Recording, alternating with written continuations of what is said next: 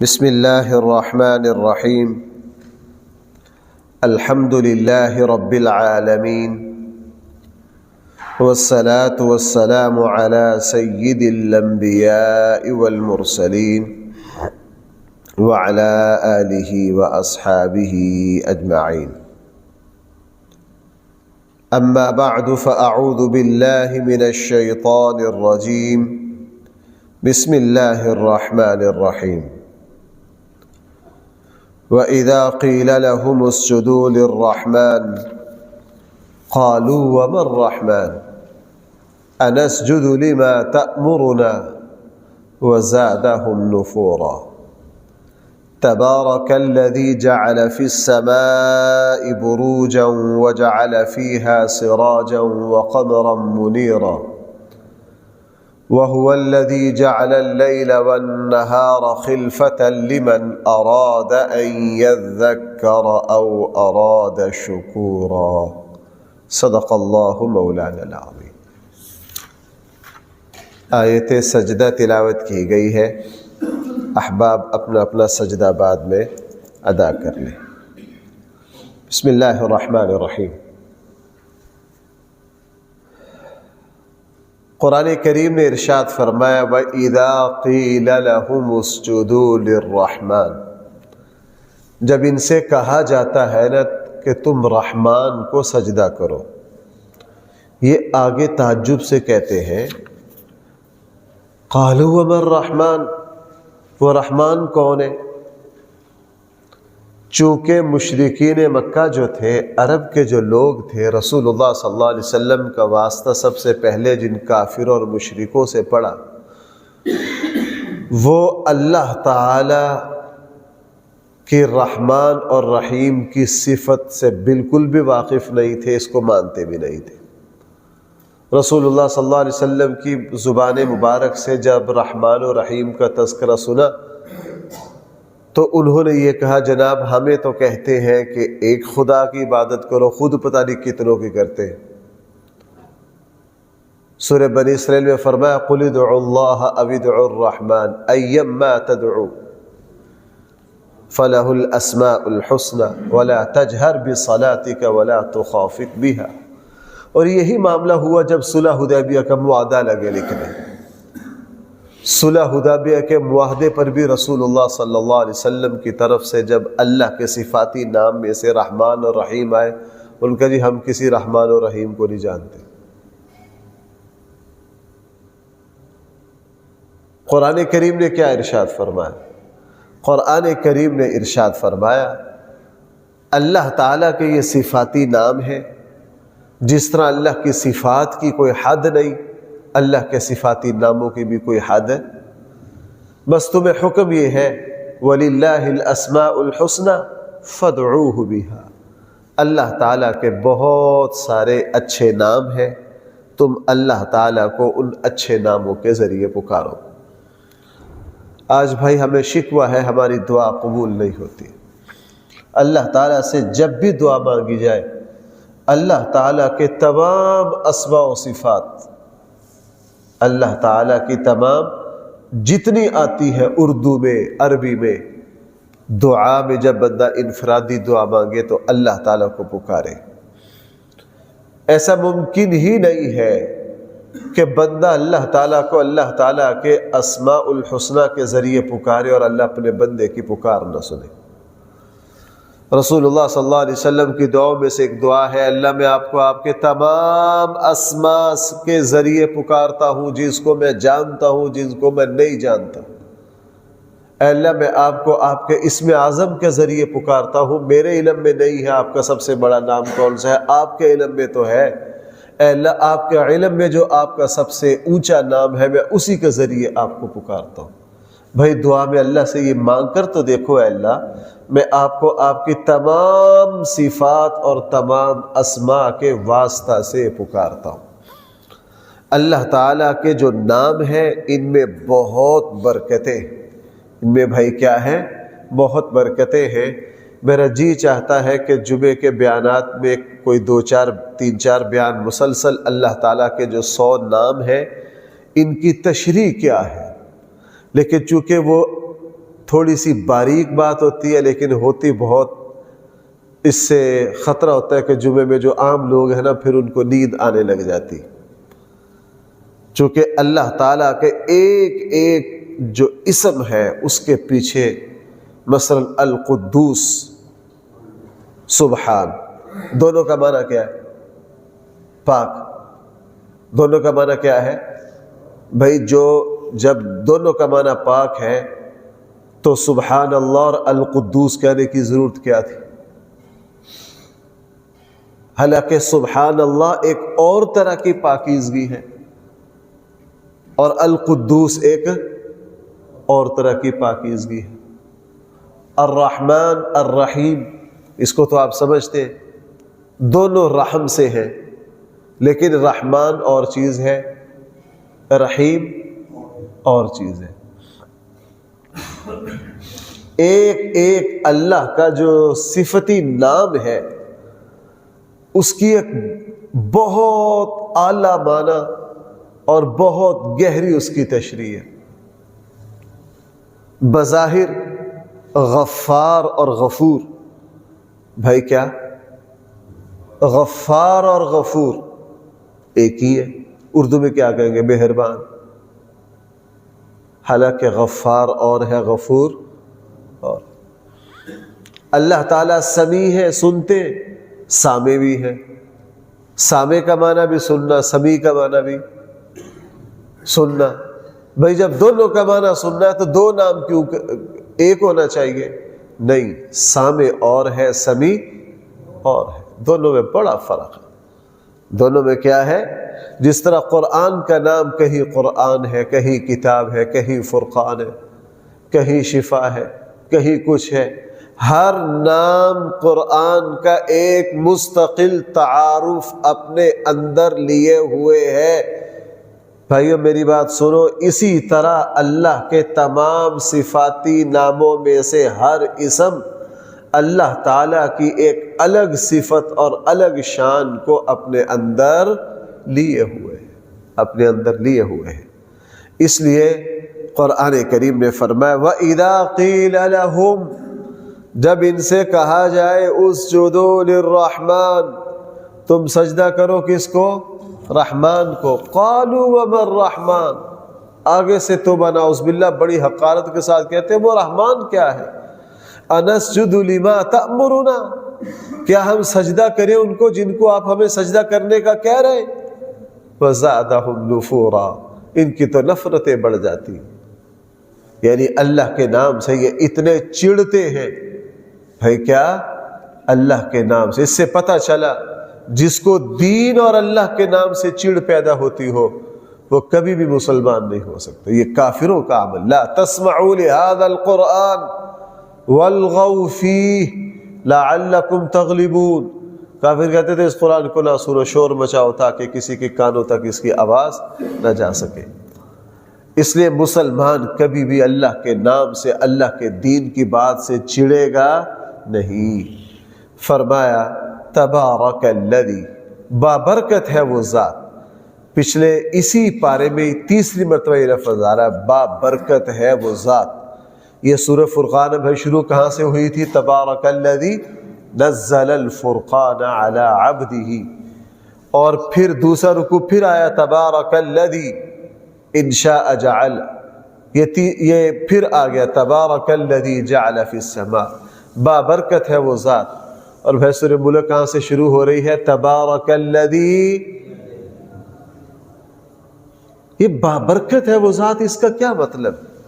اس کا مطلب یہ ہے کہ اس کائنات کی ہر چیز میں اسی ذات کی برکت جو ہے وہ جلوہ گر ہے۔ بھائی یہ پانی ہے، پانی میں ایک تاثیر ہے کہ یہ ہماری پیاس کو بجھاتا ہے۔ اس کے اندر اللہ نے بہت ساری طاقتیں رکھی ہیں۔ دیکھنے میں یہ ایک پانی ہے، اس کے پیچھے اللہ نے بڑی خیر اور برکتیں رکھی، وہ ساری بھائی کس کی ہے؟ وہ اللہ کی۔ فضا ہے، ہر چیز میں اللہ تعالیٰ، اسی صورت میں نے عرض کیا تھا پچھلے رکوع میں جہاں چاند اور سورج کا تذکر آیا تھا یہ جو سورج، یہ جو لائٹیں جل رہی ہے، یہ صرف روشنی دے رہی ہے، ان میں اور اس روشنی میں مزید کوئی تاثیر نہیں ہے۔ سورج اور چاند بھی روشنی دے رہے، کہنے کے اعتبار سے لائٹ کی بھی روشنی ہے، سورج کی بھی روشنی ہے، چاند کی بھی روشنی ہے، لیکن بھائی ان کی روشنی ایک جیسی ہے، اس روشنی کی کوئی تاثیر نہیں ہے۔ لیکن چاند کی روشنی، سورج کی روشنی، اب سورج نکلے گا، اس میں اللہ نے پتہ نہیں کون کون سی طاقتیں رکھی۔ میں نے پچھلے کسی درس میں عرض کیا تھا، سولر تو اب شروع ہوا ہے نا، اب دیکھنا آگے کیا کچھ آتا ہے۔ پھر انسان کی حیرت کی کوئی حد نہ رہے گی، اچھا سورج میں یہ طاقت بھی ہے۔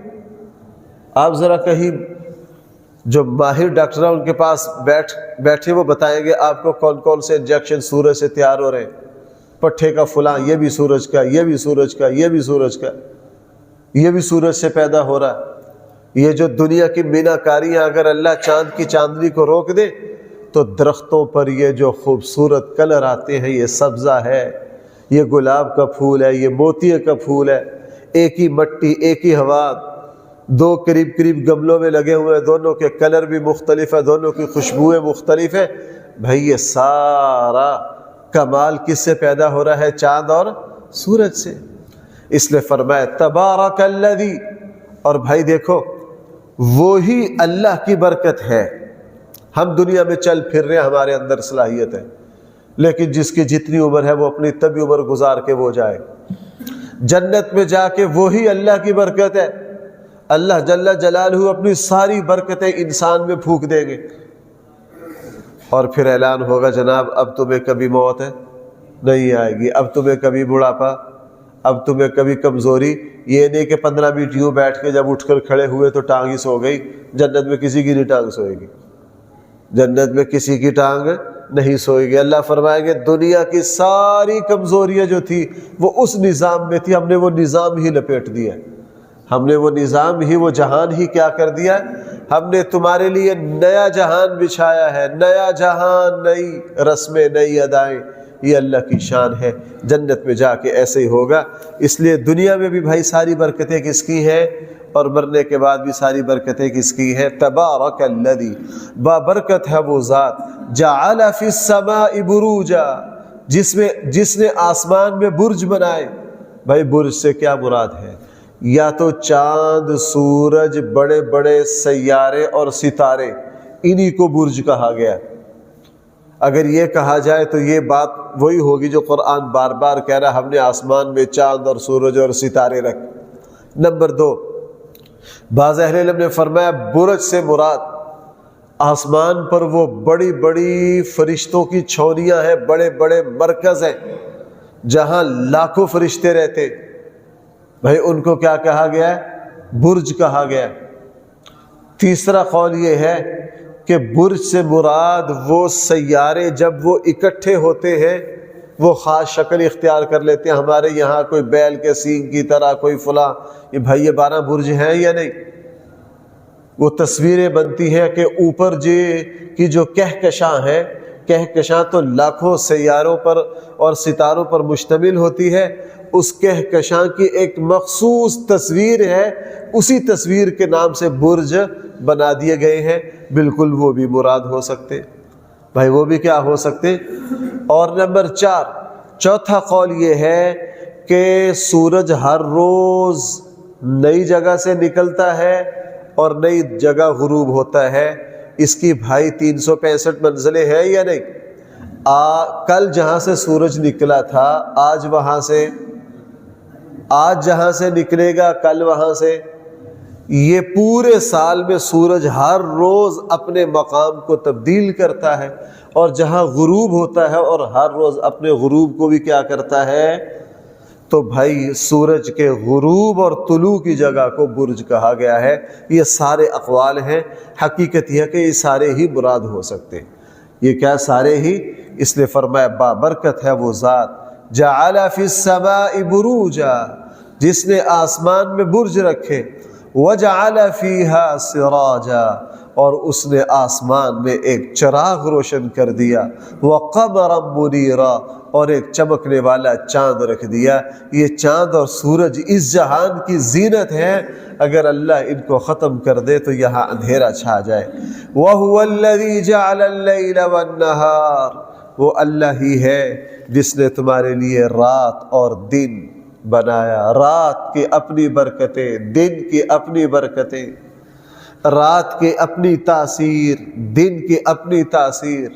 اللہ تعالیٰ نے دن کی کچھ اور رونقیں رکھی ہیں، رات کی کچھ اور رونقیں رکھی ہیں۔ دن میں عبادت کرو اس کا ایک اور طرح کا ذائقہ ہے، رات میں عبادت کرو اس کا کچھ اور ذائقہ ہے۔ دن کو سو، اس سونے کا مزہ کچھ اور ہے، رات کو سو اس کا کچھ مزہ اور ہے۔ آنکھیں دن سے کچھ اور طرح لذت لیتی ہے، رات سے کسی اور طرح۔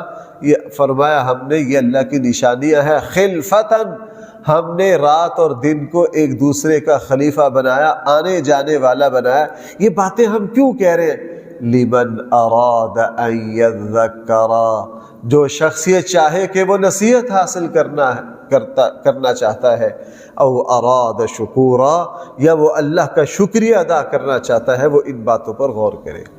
بھائی رسول اللہ صلی اللہ علیہ وسلم صبح ہوتی، اللہم بک اصبحنا، اے اللہ میں آپ ہی کے نام سے صبح کرتا ہوں۔ اللہ کے نبی کی صبح کی دعائیں تو دیکھو ذرا حسن حسین وغیرہ میں کھول کے۔ شام ہوتی، رسول اللہ صلی اللہ علیہ وسلم شام کی دعائیں پڑھتے۔ نیا چاند آتا، نئے چاند کو دیکھ کے چہرہ کھل اٹھتا، اس کے لیے دعائیں پڑھتے۔ 14ویں کا چاند دیکھتے، اس کے لیے دعائیں۔ نبی اللہ کی قدرت کو سمجھتے ہیں، اس لیے اللہ کے نبی کوئی ایسی اہم کیفیت نہیں جہاں رسول اللہ صلی اللہ علیہ وسلم دعا، یہاں تک کہ واش روم سے نکل کے بھی کیا، اللہم انی اعوذ بک من الخبث والخبائث جاتے ہوئے مانگ لو تاکہ حفاظت ہو جائے۔ جب واپس نکل رہے ہو، غفرانک الحمد للہ الذی اذھب عنی الاذی وعافانی، جس نے میری تکلیف دور کر دی۔